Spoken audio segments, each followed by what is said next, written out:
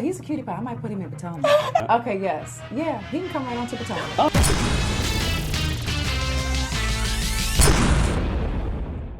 What's up, y'all? It's your boy Richie Scott. We back in the clubhouse. I want to thank you guys so much for tuning into the channel. Listen, if you haven't already done so, make sure you guys hit that subscribe button down below. Hit that notification bell button so you can be clued into when we drop new content right here on this channel.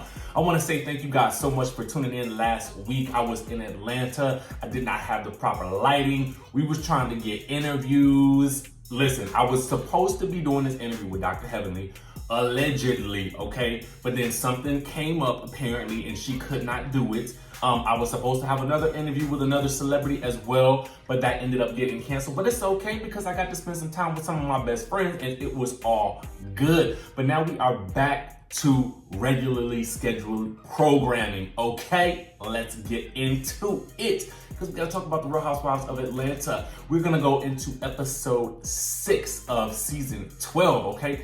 Now, I wanna go ahead and let's get things jumping off with this whole situation between Kandi, Todd, and Kayla, okay? Here's the thing. We're just gonna go bit by bit. We're gonna talk about them. We're gonna talk about Snake Gate parts 1, 2, and 3. And then we're gonna talk about Nene and Kenya and Marlo at the wig event, okay? So stay tuned. We're gonna cover it all. I'm gonna give you guys all of my opinions and break it down for you guys. Reality TV insider style like we typically do.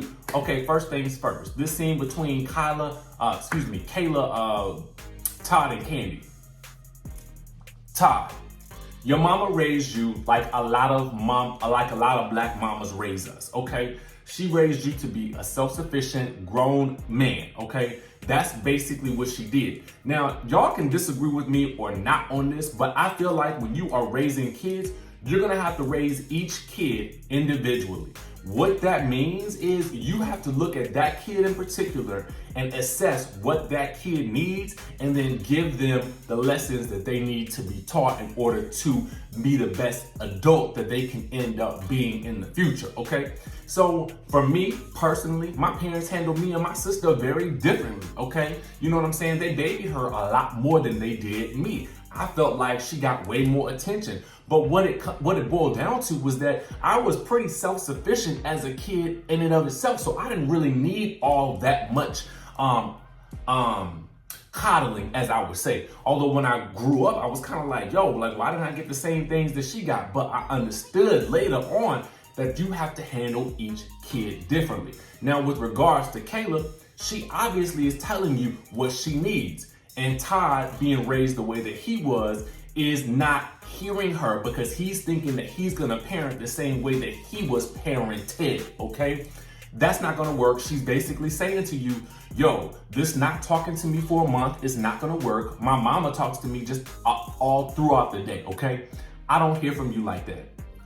She's also telling you that she only gets attention from you when you're mad. So either that's gonna be good attention or not good attention, okay? And so then if you, here's the thing. As a parent, listen, I get it. Your children might make you upset or something like that. But you was just partying with her at the strip club and when you was in Europe, so I don't even understand. In my mind, I'm thinking the relationship is a lot closer than what we're actually seeing, but we're actually surprised to learn that they're not that close. Interesting. Very interesting. But y'all let me know what y'all think down in the comment section below. Do y'all think that he is a product of how he was raised and now he is trying to raise his kid, which is girls and boys are different, I feel like, in terms of what they need when they're growing up. And then you have to also break it down by individual kid. You know, that's just the bottom line. They go through different things. They experience adolescence and growth problems in a different way. But that's all I got to say about that. Let's get into Snake Gate because this is the real crux of the episode, okay? In addition to Marlo's wig event.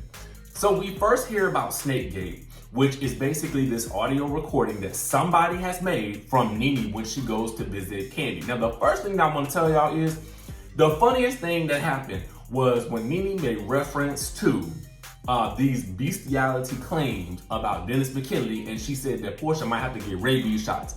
Honestly, I was on the floor. I was on the floor. Because here's the thing, even when I feel like when we all heard these things, we were all kind of sitting in shock like, oh snap, that's big, that's crazy, that's insane. And so now we got Nene making jokes about it. Listen, I was done, I was too through. But anyway, the other big piece of this conversation is that we find out that Nene is, one, seeing a life coach. Well, we kind of knew that already, but Kandi didn't know. And then two, we get into this whole situation about somebody recording Cynthia talking all this smack about Nene. Now here's what I fail to understand, okay? Because honestly, for real, this is not new news. She's been talking about you for 6, 7, 8 interviews, as you have stated. So what is the big deal? You guys are not, if you're beefing, you're not getting along. So obviously you guys are gonna be talking about each other in the press. I mean, who cares, really? But the fact of the matter is somebody recorded it, and honestly, I want to hear the recording, okay? That's what I want to hear. Kandi might not have wanted to hear it, but I wanted to hear it, and I don't know why Kandi didn't ask. Kandi, you didn't do your job there, so I would actually probably dock your pay a little bit, because you were supposed to ask about this doggone recording, but you didn't. So now we gotta wait, okay? So then we get into Snakegate Part 2. And okay, this to me, the scene where Kandi tells Cynthia and Kenya about the audio recording. Now, to me, I was shocked that Cynthia reacted so ballsy. And I'm actually here for this Cynthia, okay? Because I feel like this is, again, season 7 Cynthia, where she is power to the people, meaning power to herself, and she don't give 0 Fs, okay? And so she basically don't care that there's this recording. So she said, okay? So she said. Because honestly, if she didn't care about it, why would she even be wondering about who actually it could be? Now we're gonna get into our suspects in just 1 second, but let me know what you guys think down in the comment section below. Did Cynthia care about this recording, or did she not care? Because I felt like she cared, okay? Anyway, moving along. We get to Marlo's wig event, and I'm skipping some scenes because I felt like they were filler, okay? Bottom line. So anyway, we get to Marlo's wig event, and let me know what y'all think about this. Now, I wouldn't have suspected that Marlo would be coming out with a wig line, especially with the way that Eva had attacked her wigs last season. Y'all remember that. But kudos to Marlo, because I am here for any woman, man, woman, or child who endeavors to create their own brand, okay? That's it. That's all I can say. I mean, kudos to you, Marlo. Again, I agree with Cynthia. I didn't think that wigs was in her wheelhouse, but who knew, okay? Who knew? Anyway, Kandi and Yovanna are like the first ones to arrive along with Cynthia, and they waste no time in getting down to it. Kandi is like, listen, you was the one who was coming at Cynthia last week at the Bailey Q about her talking about Nene. Was you the one who recorded this conversation between Cynthia? Was it you recording a conversation with Cynthia about this whole situation with Nene? Was you the one that went back and was talking smack? Was it you? Are you the culprit?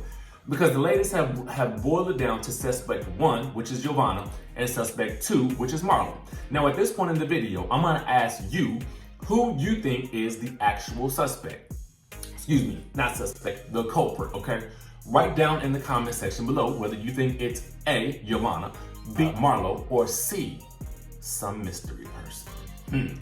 And the mystery person, to me, one of the 2 of those mystery people could only be Porsha or Tanya.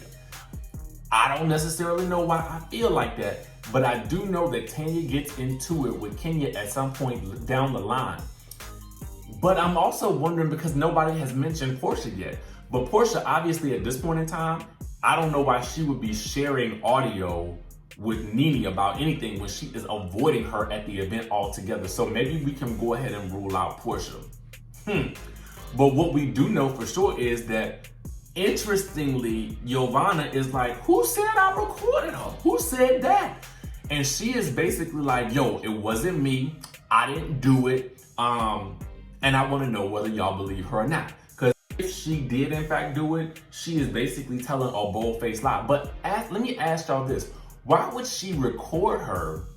Okay, let's rewind back though to last week when basically Yovanna told Marlo and Nene that she had receipts about Cynthia talking about her.